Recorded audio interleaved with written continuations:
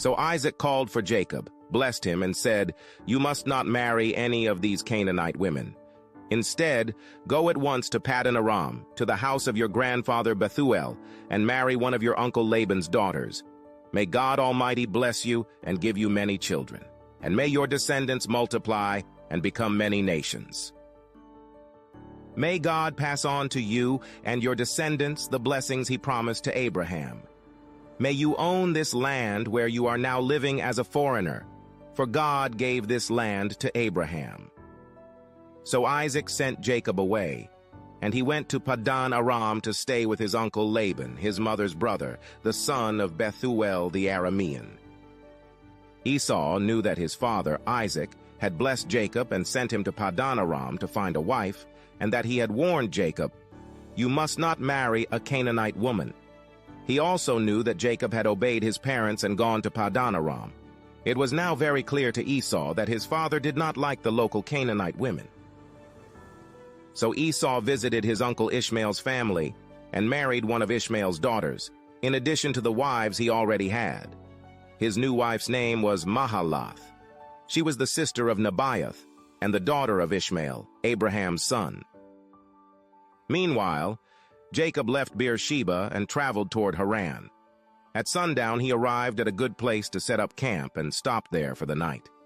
Jacob found a stone to rest his head against and lay down to sleep. As he slept, he dreamed of a stairway that reached from the earth up to heaven, and he saw the angels of God going up and down the stairway.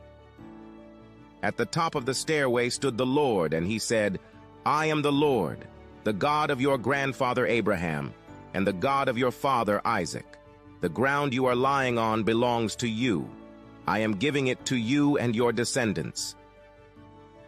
Your descendants will be as numerous as the dust of the earth. They will spread out in all directions, to the west and the east, to the north and the south. And all the families of the earth will be blessed through you and your descendants. What's more, I am with you, and I will protect you wherever you go. One day I will bring you back to this land. I will not leave you until I have finished giving you everything I have promised you." Then Jacob awoke from his sleep and said, "Surely the Lord is in this place, and I wasn't even aware of it." But he was also afraid and said, "What an awesome place this is! It is none other than the house of God, the very gateway to heaven." The next morning, Jacob got up very early. He took the stone he had rested his head against, and he set it upright as a memorial pillar. Then he poured olive oil over it. He named that place Bethel, which means house of God, although it was previously called Luz. Then Jacob made this vow: "If God will indeed be with me and protect me on this journey, and if he will provide me with food and clothing, and if I return safely to my father's home, then the Lord will certainly be my God. And this memorial pillar I have set up will become a place for worshiping God, and I will present to God a tenth of everything he gives me." Welcome back to the Deep Dive. This time we're doing something a little different, trading in our usual stack of research papers for something, well, a lot older. We're diving deep into the book of Genesis, chapter 28 to be exact. Family drama, divine encounters. You know there's got to be a good story in there somewhere. Oh, there definitely is. Buckle up. So we're picking up with Isaac's sons, Jacob and Esau, and it's not exactly a peaceful family reunion, is it? Not even close. They're vying for their father's blessing, which means, let's be real, who gets the inheritance, right? Yeah. And to make things even more complicated, Isaac decides to send Jacob off on a little quest to find a wife. Right, right. But here's the catch, and this is where it gets interesting. Isaac specifically tells Jacob, do not, under any circumstances, come back with a Canaanite woman. He's got to go all the way back to his family's homeland to find the right kind of bride. Sounds a little extreme, doesn't it? Yeah. Why such a strong reaction to a little cross-cultural romance? Well, you have to remember, in ancient Near Eastern cultures, marriage, it wasn't just about, love and butterflies. Right. It was about forging alliances, about creating legacies that could last for generations. And let's not forget, it was also about religion. Marrying the right person wasn't just good for the family. It was good for your relationship with God. Isaac isn't just playing matchmaker here. He's playing a high-stakes game to preserve something much bigger: God's covenant with Abraham, that sacred promise. Okay, so it's about protecting that lineage, that special connection. Makes sense. But then what about Esau? Didn't he already have Canaanite wives? And Isaac was not exactly thrilled about that, if I remember correctly. Exactly. And to make matters even more interesting. And here's the best Go part. on. Esau decides to marry another one. It's almost like he's trying to provoke his father, like, what are you going to do about it? What do you think was going through Esau's head? You know, it really does feel like a deliberate act of defiance, doesn't it? But it also highlights the cultural tensions at play. Remember, the Israelites saw themselves as a distinct people, separate from the surrounding Canaanite nations with their own unique beliefs and traditions. Right. And for Isaac, someone deeply devoted to preserving his family's heritage and that covenant with God, Esau's marriages weren't just rebellious. They were a threat. They represented assimilation, a blending of cultures that he desperately wanted to avoid. And this clash between Isaac and Esau sets the stage perfectly for Jacob's journey, wouldn't you say? Totally. It's like the first act of a play. All the drama, all the conflict, it's just getting started. And speaking of Jacob's journey, he's about to have an experience that will change everything. But we'll get to that after a quick break. So Jacob's setting off on this journey, right, to a distant land, all alone. It's during this time, when he's at his most vulnerable, that he has this really vivid dream.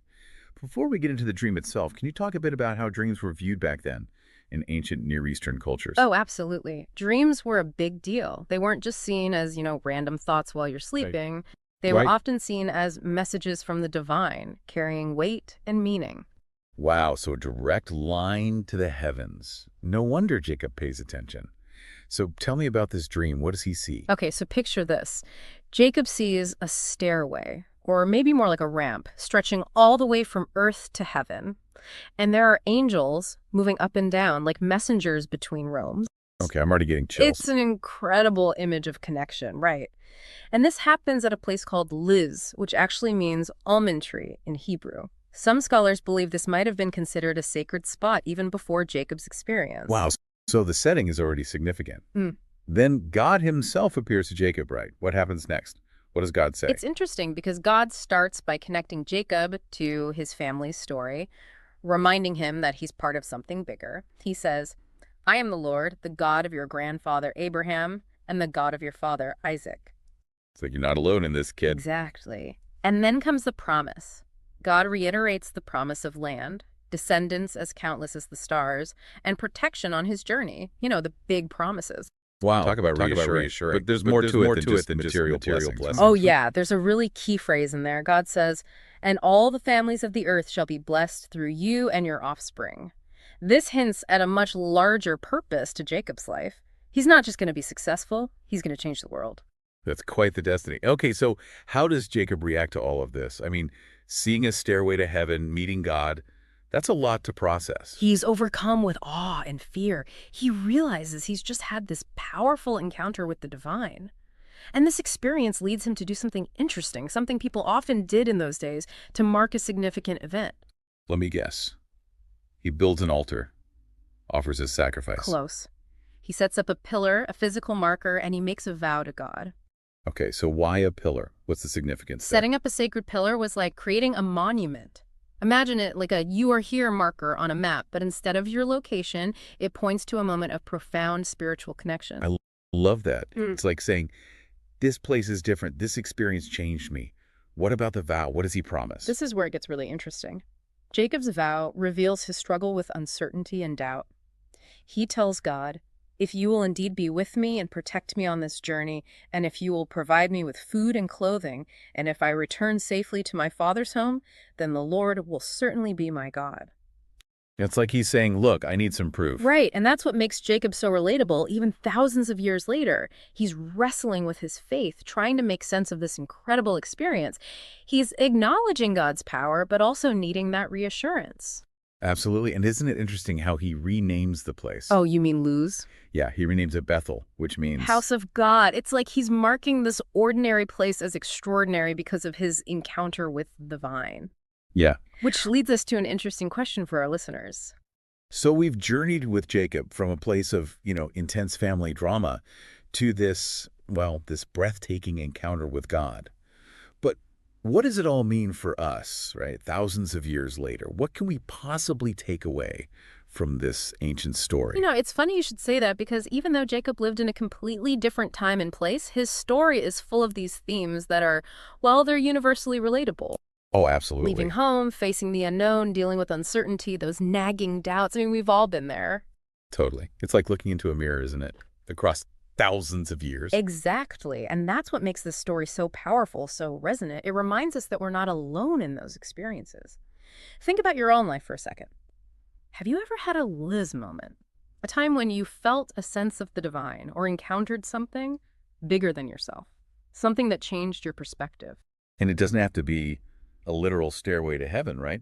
It could be, I don't know, a moment of profound beauty in nature or a deep connection with another person, even just a sudden realization that changes how you see the world. Exactly. Those moments when you feel like there's something more, something beyond ourselves.